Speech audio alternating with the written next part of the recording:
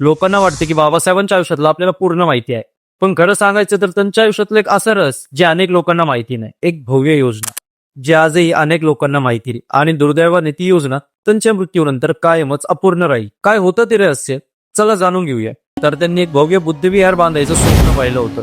होय, मुंबईच्या मध्यभागी उभं राहणार एक असं स्मारक ज्यामध्ये प्रचंड स्तूप, ध्यानगृह, संशोधन केंद्र आणि जगातील सर्वात मोठं बुद्ध विद्यापीठ असणार होतं. त्या काळात त्यांनी आर्किटेक्चर्स पण बोलवले होते, प्राथमिक डिझाईन्सही तयार झाल्या होत्या. पण ही योजना मात्र गुपितासारखीच राहील, कारण फार कमी लोकांना याबद्दल माहिती होती. कल्पना करा मित्रांनो, जर तो बुद्धविहार आज उभा राहिला असता तर कदाचित तो जगातील सगळ्यात मोठा आध्यात्मिक केंद्र ठरला असतं. 1956 मध्ये बाबासाहेबांचं अकाली निधन झालं आणि त्यांच्या आयुष्याचं हे सर्वात मोठं स्वप्न अपूर्ण राहिलं. आजही प्रश्न उरतो, जर बाबासाहेब जिवंत असते तर हा भव्य बुद्धविहार उभा राहिला असता का, आणि भारताचे चित्र किती वेगळं दिसलं असतं.